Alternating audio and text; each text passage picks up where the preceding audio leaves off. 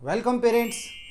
दोस्तों, मुझे नहीं लगता कि कोई भी बच्चा, छोटा बच्चा, टॉडलर्स जो एज है उसके अंदर, वो अपने खाने से अपनी माँ और अपनी दादी जी को सेटिस्फाई कर सकता है, उनको संतुष्ट कर सकता है।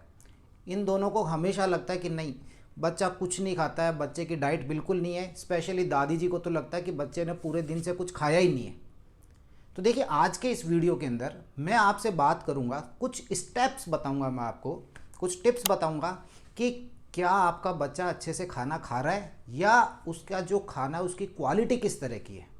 स्टेप 1 होगा, स्टेप 2 होगा, स्टेप 3 होंगे। एक एडिशनल स्टेप भी मेरे पास है जहाँ से आप जज कर सकते हैं कि हाँ, क्या बच्चे के डाइट जो जा रही है वो पूरी अच्छे से जा रही है या नहीं जा रही है। यहाँ पर स्टेप 1 को मैं बाद में लूँगा, पहले स्टेप 2 पर मैं आता हूँ। और यहाँ पर रहता है कि आप बच्चे को देखिए, ऑब्जर्व कीजिए। लुक जो वाला जो पार्ट है वो कैसे कर सकते हैं कि एक छोटा सा एग्जामिनेशन है, मैं आपको स्टेप वाइज मैं बता रहा हूँ कि पूरी बॉडी के अंदर, वहाँ से आपको पता चल जाएगा कि बॉडी कुछ सिग्नल दे देती है, कुछ साइन दे देती है कि हाँ गड़बड़ हो रहा है। बच्चे के बालों पे नज़र मारिए, बच्चे के बाल किस तरह के हो रहे हैं। ऐसे बाल तो नहीं है कि इजीली प्लक आराम से टूट जाते हैं बहुत जल्दी से, बहुत पतले हो रखे हैं वायर के जैसे, जैसे वायर लाइक, इस तरह के बाल तो नहीं हो रखे हैं। यदि इस तरह के बाल हैं तो ध्यान रखिए कि हेल्थ में कॉम्प्रोमाइज़ हो रहा है। खाने के अंदर प्रोटीन सही जा रहे हैं या नहीं जा रहे, देखिए अच्छे से, क्योंकि बाल जो बने वो किसके हैं, प्रोटीन्स के बने हुए हैं। नंबर 2, बच्चे की स्किन को देखिए। ये स्किन मसल से बिल्कुल अटैच होनी चाहिए, जुड़ी होनी चाहिए अच्छे से, रिंकल्ड तो नहीं है। बिल्कुल इस तरह से जैसे आपने देखा होगा जब बच्चे को दस्त हो जाते हैं तो उस तरह के अंदर बिल्कुल स्किन जो है उसका कलर एकदम से डल हो जाता है, पेल कलर, सफ़ेद रंग का। पिगमेंटेशन कहीं पर पूरी तरह से, कहीं कहीं पैची पिगमेंटेशन तो नहीं हो रखा है। तो स्किन जो है इसके ऊपर नज़र रखिए, रिंकल्ड तो नहीं हो रही है, लूजली अटैच तो नहीं है नीचे से। उसके बाद आप ध्यान रखिए कि बच्चे की आइज़ कैसी हैं। बच्चे की आइज़ जो है वो डल तो नहीं लग रही है, बच्चे की आंखें बहुत चमकती हुई सी रहती हैं, तो कहीं बच्चे की आइज़ जो है वो डल तो नहीं है। और उसके अंदर उसको रात को देखने में बच्चे को परेशानी तो नहीं हो रही है। ये नाइट ब्लाइंडनेस आपने हमने खूब पढ़ा हुआ है, विटामिन ए की कमी की वजह से होता है। तो आंखों के ऊपर आप एक स्पेशल ध्यान रखिए। उसके बाद हम ध्यान रख सकते हैं होठों का, लिप्स का। यहाँ ये जो एंगल ऑफ माउथ है, यहाँ पर देखिए कि बच्चे के ये कटा हुआ तो नहीं है, यहाँ पर उसे घाव तो नहीं रहता है, जो भर नहीं रहा हो, पुअरली हीलिंग है, कभी ठीक हो रहा है फिर वापस क्रैक्ड हो जाते हैं यहाँ पर। तो आप उसके ऊपर नज़र रखिए कि ये जो एंगल ऑफ माउथ है ये किस तरह के हो रखे हैं। ये भी विटामिन की, स्पेसिफिक विटामिन की कमी की वजह से हो रहा है। लिप्स जो है वो सूजे हुए तो नहीं है, स्वेलन लिप्स तो नहीं है। उसके अलावा जो लिप्स हैं वो पेल कलर के तो नहीं है, सफ़ेद तो नहीं हो रखे हैं। गम्स, अंदर जो मसूड़े हैं, मसूड़ों की क्या स्थिति है, सूजे हुए मसूड़े और उनमें से ब्लड आना एक पुअर हेल्थ की निशानी है। याद रखिएगा कि कहीं ऐसी स्थिति तो नहीं है कि बच्चे के जो मसूड़े हैं उनमें से फ्रीक्वेंटली ब्लड आता रहता हो। आप दांतों पे नज़र रख सकते हैं, दांत कैसे हैं, दांतों पे कैविटीज़ तो नहीं बनी हुई है, क्रैक्ड तो नहीं है। कैविटीज़ तो आप और हम अच्छे से जानते हैं। आजकल बच्चों को आप बॉटल दे देते हैं, दूध की है, उसमें शुगर है, और उसको लेकर के वो सो जाते हैं रात को। प्लीज़, यदि इस तरह से आपका बच्चा दूध पीते पीते सो रहा है तो ये एक बहुत गलत बात है, इसे हटाइए। मीठा लेने के बाद यदि बच्चे ने ब्रश नहीं करा है तो ये दांत जो हैं उसके ख़राब हो जाएंगे। उसके बाद आप देख सकते हैं जीभ को, टंग कैसी है बच्चे की। जीभ जो है वो पेल सफ़ेद रंग की तो नहीं हो रखी है, और उसके ऊपर फिशर्ड तो नहीं है। तो यदि फिशर्ड है, पेल कलर की है, तो इसका मतलब हेल्थ में कहीं ना कहीं गड़बड़ है। आप बच्चे के बोन्स पर नज़र रखिए। आपने बच्चों के पैरों को देखा होगा, बो लेग्स, बोन्स और रिब्स को देखिए। एक एक रिब अगर बिल्कुल अलग अलग दिख रही है, बहुत प्रोमिनेंट है रिब्स, इसका मतलब ठीक नहीं है।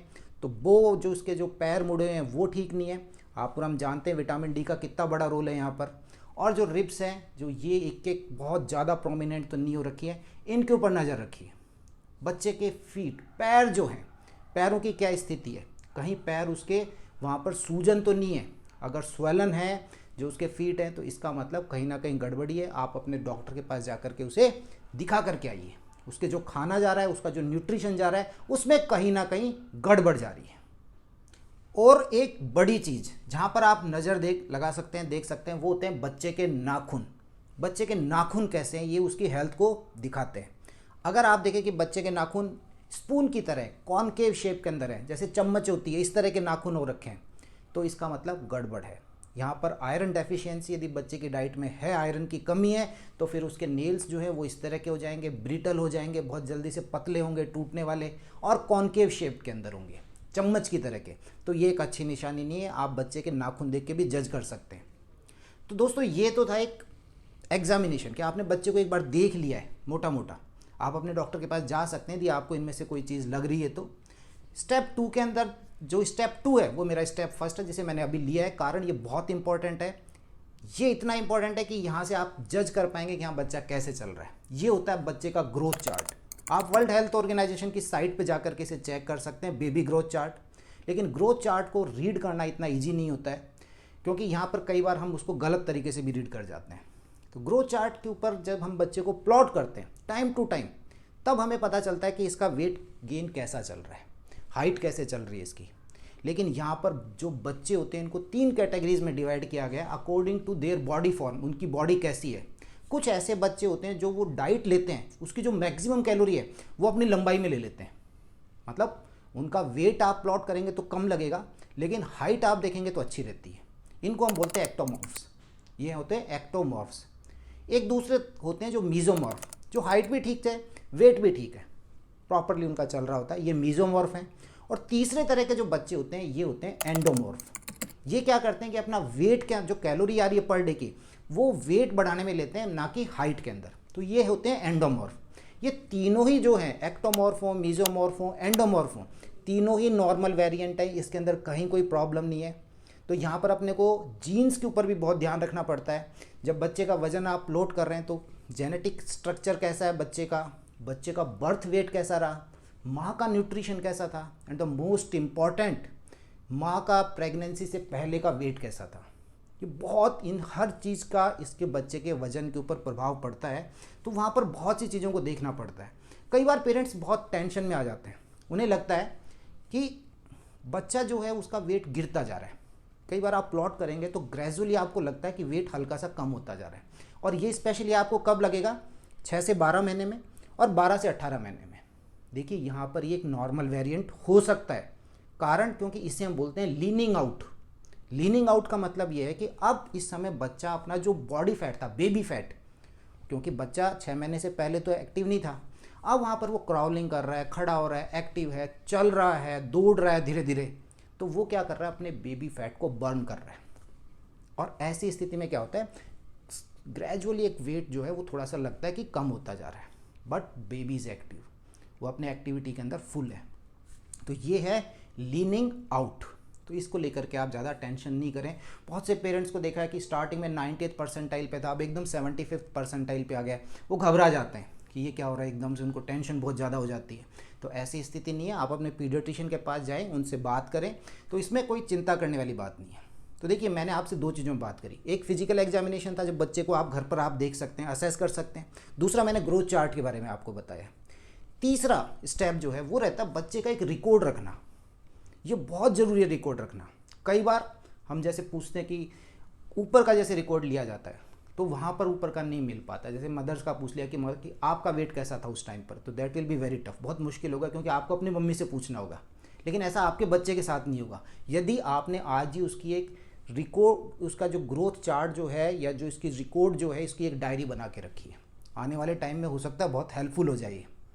तो एक उसका आप मेंटेन कीजिए। ये जो बच्चे हैं टॉडलर्स जिनकी मैं बात कर रहा हूँ, ये टॉडलर्स जो रहते हैं इनका पर डे कैलोरी रिक्वायरमेंट 1000 से 1300 कैलोरी पर डे के आसपास रहता है। और इनके साथ सबसे बड़ी खासियत ये होती है कि रोज़ इस तरह का नहीं खाएंगे ये। आज बच्चे ने 1000 की जगह 700 कैलोरी ली है, लेकिन वो 2 दिन बाद 1000 की जगह 1300 ले लेगा। तो आप यहाँ पर 7 दिन का, उसको 7 दिन के हिसाब से उसकी चार्टिंग करेंगे तो इन द एंड आप पाएंगे कि यस, बच्चा जो है वो बहुत अच्छे से अपनी जो कैलोरीज है वो ले रहा है, उसका एक्टिविटी लेवल अच्छा है, दौड़ रहा है, भाग रहा है, खेल रहा है, कूद रहा है। तो आप उसके जो, मैं आपको ये कहूँगा कि यहाँ पर जो बच्चे के माइलस्टोन्स हैं, कब बच्चे ने बैठना चालू किया है, पलटना चालू किया है, नेक होल्डिंग करी है, कब खड़ा हुआ है, क्राउलिंग करी है, आप इनका एक रिकॉर्ड रखेंगे तो बहुत अच्छा रहेगा कि हाँ मेरे बच्चे ने इस समय पर इन चीज़ों को अचीव करा है। तो ये बहुत बढ़िया चीज़ रहेगी। तो दोस्तों ये 3 स्टेप्स थे, या इनको आप 3 टिप्स मान लीजिए कि आप इस तरीके से जज करें कि हाँ मेरे बच्चे की डाइट कैसी जा रही है और क्या वो डाइट क्वालिटी वाली है या नहीं है। आप एग्जामिनेशन से कर सकते हैं, ग्रोथ चार्ट जो है दैट इज़ वेरी इंपॉर्टेंट, लेकिन उसमें बहुत सी चीज़ें पीडियाट्रिशियन से बात करिए उसके लिए। और तीसरा मैंने कहा कि आप उसके लिए उसका एक रिकॉर्ड रखिए। एक चीज़ और मैं आपके साथ शेयर करना चाहूँगा, जहाँ बच्चे का वेट नहीं बढ़ रहा है, वज़न नहीं बढ़ रहा है, कई बार आप ये देखिए कि घर में कोई ऐसे डिस्टर्बेंस तो नहीं है, बच्चे की इमोशनल हेल्थ कैसी है, वो बहुत ज़रूरी हो जाता है। इमोशनल हेल्थ, कहीं घर के अंदर कोई हस्बैंड वाइफ के बीच में कुछ डिवोर्स का रह रहा है, या बच्चे को सडनली किसी से, बच्चा अपने आप को क्लोज था, वो व्यक्ति दूर चला गया है, कोई उसके ग्रैंड पेरेंट्स हो सकते हैं, कोई दूसरा है, बच्चे का माहौल चेंज हो गया है, कोई घर के अंदर एक बड़ी कोई ट्रेजेडी हो गई है, तो इमोशनल हेल्थ जहाँ पर है वहाँ पर भी बच्चा वेट लॉस करता है। तो वो भी एक कारण हो सकता है, उसे अपने दिमाग में रखिए कि ऐसी तो कोई बात है नहीं।